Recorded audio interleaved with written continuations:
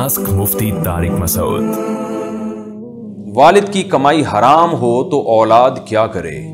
महमूद आलम मुल्तान से। अगर वालिद साहब बैंक मैनेजर हैं और सूदी बैंक में मैनेजर हैं तो औलाद के लिए क्या हकाम होंगे?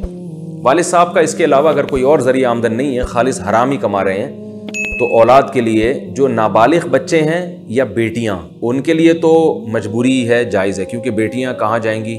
तो बेटियां चाहे बालिग हों या नाबालिग, वो इस आमदन से खा सकती हैं, बशर्ते कि बेटियों का अपना कोई ज़रिया आमदन ना हो। इसी तरह नाबालिग बच्चे भी खा सकते हैं, और जो मर्द हराम कमा रहा है उसकी बीवी भी खा सकती है, क्योंकि वो मोहताज हैं, उनका इसके अलावा कोई ज़रिया आमदन है नहीं। अगर ज़रिया आमदन हो तो वो भी नहीं खा सकते।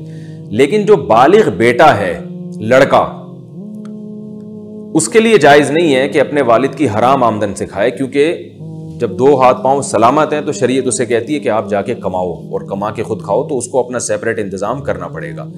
इसलिए बालिग बेटे के लिए बहरहाल ये जायज़ नहीं है। अलबत्ता बालिग बेटा अगर वो कोशिश भी कर रहा है कमाने की, फिर भी उसके लिए बेचारे का कमाने के लिए इंतज़ाम नहीं हो रहा, तो फिर मजबूरी में वो भी अपने बाप की इस हराम आमदन से खा सकता है।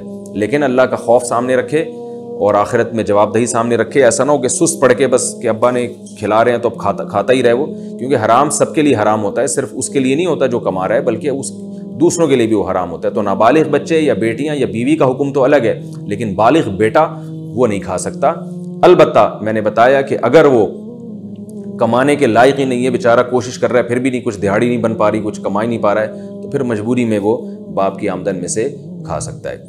अलबत्ता वालिद की आमदन अगर मिक्स हो, हलाल और हराम, तो फिर देखेंगे कि अगर हलाल ज़्यादा है तो फिर औलाद के लिए ये खाना जायज़ है। हम यही समझेंगे कि वालिद साहब हलाल से खिला रहे हैं और हराम वालिद ही की तरफ लौटेगा। लेकिन अगर हराम ज़्यादा है तो फिर यही हुक्म है जो मैंने अभी आपके सामने बयान किया।